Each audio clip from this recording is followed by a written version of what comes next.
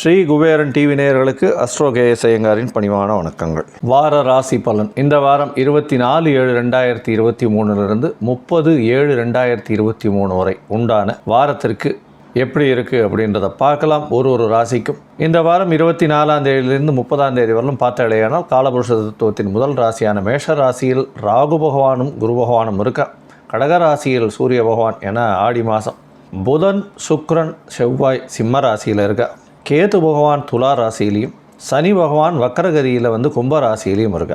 இந்த வாரத்தில் பார்த்தோம்னா சந்திர பகவான் ஹஸ்த நட்சத்திரத்திலிருந்து பூராட நட்சத்திரம், அதாவது கன்னியா ராசியிலிருந்து தனுசு ராசி வரலும் போகிறார். இது கோல்சாரத்தின் நிலை.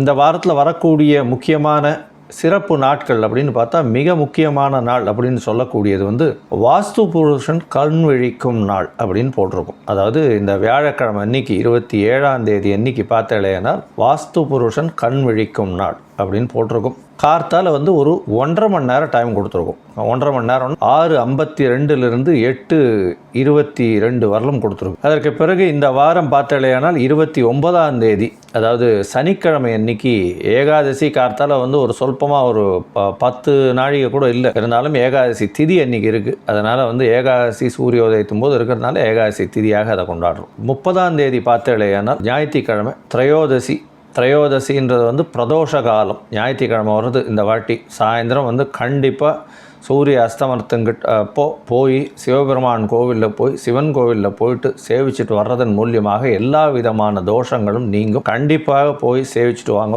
அது ரொம்ப பெரிய விசேஷம். எந்த பணம் உடையாக இருந்தாலும் சரி, உடல் நலத்திற்காக இருந்தாலும் சரி, குழந்தை பேர் ஏற்படாமல் இருந்தாலும் சரி, திருமணம் ஆகாமல் இருந்தாலும் சரி, வேலை இல்லாமல் பணத்திற்காக கஷ்டப்படுறது, இது எல்லாத்திற்குமே இந்த பிரதோஷ காலத்தில் வழிபாடு செய்யக்கூடியது ரொம்பவும் விசேஷம். இந்த வாரம் யார் யாருக்கு சந்திராசிரமம் கும்பம், மீனம், மேஷம், ரிஷபம் இந்த 4 ராசிக்காரர்களுக்கும் இருக்குது.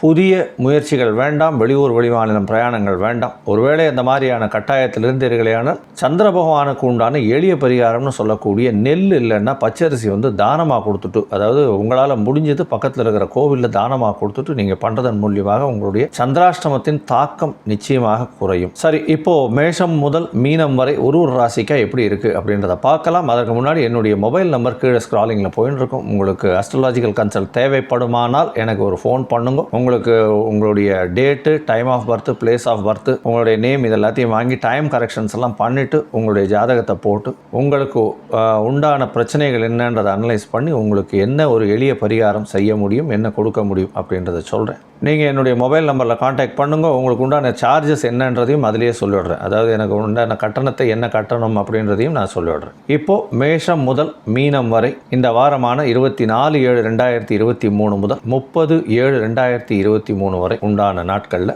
என்னென்ன பலன்கள் அப்படின்றத பார்க்கலாம். மேஷம் அஸ்வினி பரணி கிருத்திகை இந்த 3 நட்சத்திரம் 9 பாதங்களை கொண்ட ராசி. ராசியின் அதிபதினு சொல்லக்கூடிய செவ்வாய் பகவான் ராசிக்கு 5ஆம் இடத்துல இந்த வாரம் இருக்கிறது பெரிய விசேஷம்.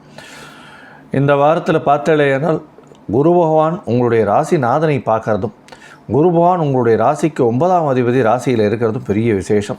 எதை தொட்டாலும் உங்களுக்கு வெற்றி மட்டுமே கிடைக்கும். கவலைப்பட தேவையில்லை. உங்களுக்கு புதிய பதவி, புகழ், அந்தஸ்து, கௌரவம் இதெல்லாம் சேரும். எதை பற்றியும் கவலைப்பட தேவையில்லை. இவ்வளவு நாள் இருந்த கஷ்டங்கள் எல்லாம் போய் பெரிய ஏற்றம் கிடைக்கக்கூடிய வாரமாக இந்த வாரம் அமைய போகிறது. உங்களுடைய ராசிக்கு 4ஆம் அதிபதி அப்படின்னு சொல்லக்கூடிய சந்திர பகவான் இந்த வாரத்தில் 24ஆம் தேதியிலேருந்து 25ஆம் தேதி சாயந்தரம், அதாவது ஒரு 8 மணி வரலாம் வச்சுக்கோங்களேன், 8-8:30 மணி வரலாம், 6ஆம் இடத்துல இருக்கும்போது புதிய வேலை கிடைக்கக்கூடிய வாய்ப்பு உண்டு. வேலையில் ஒரு பெரிய ஏற்றம் கிடைக்கக்கூடிய வாய்ப்புகள் நிச்சயமாக உண்டு. ஏன்னா உங்களுடைய ராசிக்கு பார்த்தாலேயானால் 6ஆம் இடத்துல சந்திர பகவான் இருக்கிறது பெரிய விசேஷம். 4ஆம் அதிபதி 6ஆம் இடத்துல 4க்கு 3ஆம் இடம்னு சொல்லக்கூடிய இடத்துல இருக்கிறதுனால எல்லா வகையான முயற்சிகளும் உங்களுடைய சுகத்தை நோக்கியே போகும். கம்ஃபர்ட் ரொம்ப அதிகமாக இருக்கக்கூடும். உங்களுடைய தாயின் இடத்துலேருந்து ஒரு நல்ல செய்தி வரக்கூடிய வாய்ப்புகள் நிச்சயமாக இருக்கும். உங்களுக்கு மேல் படிப்பு படிக்க வேண்டிய ஏதாவது எக்ஸாமினேஷன் ஏதாவது எழுதியிருந்தீங்கன்னா கண்டிப்பாக மேல் படிப்புக்காக வெளிநாடு போகக்கூடிய பாக்கியம் உண்டாகும். இந்த வாரத்தில் பார்த்தாலேனா உங்களுடைய ராசிக்கு சப்தமத்தில் போய் சந்திர பகவான் இருக்கார். எப்போ அப்படின்னா 25ஆம் தேதி ராத்திரிலேருந்து 27ஆம் தேதி மத்தியானம் வரலும், 27ஆம் தேதி மத்தியானம் ஒரு 3:30 மணி வரலும் இருக்கார். இந்த காலகட்டத்தில் பார்த்தீங்கன்னா உங்களுடைய எதிர்பாலினத்தவர் மூலியமாக நல்ல ஒரு ஏற்றம் இருக்கும். கூட்டு தொழிலில் மிகப்பெரிய ஏற்றம் கிடைக்கக்கூடிய வாரமாக இந்த வாரம் அமைய போகிறது. உங்களுக்கு பார்த்தீங்கன்னா தொழிலில் மிகப்பெரிய அபிவிருத்தி, தொழில் லாபஸ்தானாதிபதி லாபஸ்தானத்தில் இருக்கிறதுனால மிகப்பெரிய ஏற்றம். அதாவது சனி பகவான் உங்களுடைய ராசிக்கு 11 இருக்கிறது பெரிய விசேஷம். அவர் எல்லா விதமான பணம் வரக்கூடிய, ஏன்னா நார்மலாகவே 11ஆம் இடம்னு சொல்லக்கூடிய ஆபோக்லிஸ்தானத்தில் சனி பகவான் இல்லைன்னா துர்கிரகங்கள் இருக்கிறது பெரிய விசேஷம். ஏன்னா அந்த இடத்துல இருந்தாலேனால் உங்களுக்கு பண வரவு அபரிமிதமாக இருக்குது. எந்த வழின்றதே இல்லாமல் ஏதாவது வழியில் வந்துகிட்டே இருக்கும் பணம். அதனால் நீங்கள் எதை பற்றியும் பணம் செலவு ஆகிறதோ பணம் வராதோ கவலைப்படவே வேண்டாம். உங்களுக்கு நேரத்துக்கு அது சேர்ந்தே தீரும். உங்களுடைய ராசிக்கு சமசப்தமத்தில் சந்திர பகவான் இருக்கிறதுனால குரு சந்திர யோகம் அமையிறது. குரு சந்திர யோகம் அமைஞ்சு உங்களுடைய எதிர்பாலினத்தவர் மூலியமாக மிகப்பெரிய ஏற்றமும் மாற்றமும் இந்த வாரம் உங்களுக்கு உருவாக போகிறது. கூட்டுத் தொழிலில் மிகப்பெரிய அபிவிருத்தி இருக்கும். திடீர் பணவரவு வரக்கூடிய வாய்ப்புகள் உண்டு. உங்களுடைய ராசிக்கு பார்த்தீங்கன்னா 27ஆம் தேதி மத்தியானத்துலேருந்து 29ஆம் தேதி அந்த 29ஆம் தேதி சாயந்தரம் வரலும் வச்சுக்கோங்களேன். 29ஆம் தேதி சாயந்தரம் வரலும் உங்களுக்கு இது சந்திராஷ்டம காலமாக இருக்குது. ஏன்னா சந்திர பகவான் உங்களுடைய ராசிக்கு 8ஆம் இடத்துல இருக்கார். இந்த காலகட்டத்தில் புதிய முயற்சிகள் வேண்டாம். வெளியூர் வெளிநாளிலும் பிரயாணங்கள் வேண்டாம். ஏற்கனவே சொல்லியிருக்கோம். இல்லை சந்திராஷ்டமத்தினுடைய தாக்கம் குறைவதற்காக எளிய பரிகாரங்கள் செஞ்சுட்டு போகிறது நல்லது. இந்த வாரம் பார்த்தீங்கன்னா உங்களுடைய உடல்நிலை நல்லபடியாக இருக்கும். கவலைப்பட வேண்டாம்.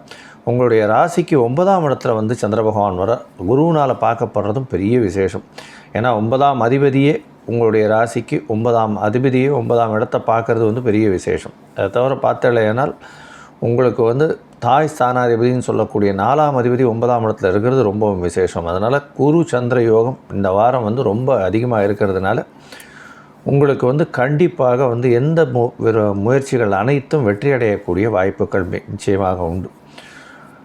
நீங்கள் வணங்க வேண்டிய தெய்வம் அப்படின்னு பார்த்தீர்கள்னா அருகில் இருக்கக்கூடிய லக்ஷ்மி நரசிம்ம பெருமாளை போய் வணங்கிட்டு வாங்க. கண்டிப்பாக உங்களுக்கு ஒரு இது துளசி மாலை ஒன்று வாங்கி போட்டு வாங்க லக்ஷ்மி நரசிம்ம பெருமாளுக்கு. அதை தவிர இந்த வாரம் ஏகாதசி வருது, துவாதசி வருது. அதனால் இந்த 2 நாட்களும் வைணவர்களுக்கு மிகவும் ஏற்றமான நாளாக கருதப்படுகிறது. ஏகாதசி விரதம் இருந்து துவாதசி பாரணை பண்ணுறது ரொம்பவும் விசேஷம் அப்படின்றதையும் சொல்கிறேன்.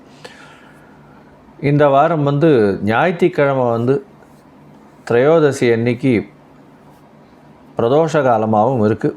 சிவன் கோவிலில் போய் சேவிச்சுட்டு வாங்க. நல்ல ஒரு ஏற்றமும் மாற்றமும் உங்களுக்கு நிச்சயமாக வரும். ஸ்ரீ குபேரன் டிவியை பார்த்தமைக்கு நன்றிகள். மேலும் இது போன்ற தகவல்களை தெரிந்து கொள்ள ஸ்ரீ குபேரன் டிவியை சப்ஸ்கிரைப் செய்யுங்கள். மறக்காமல் பெல் ஐக்கானை கிளிக் செய்யுங்கள்.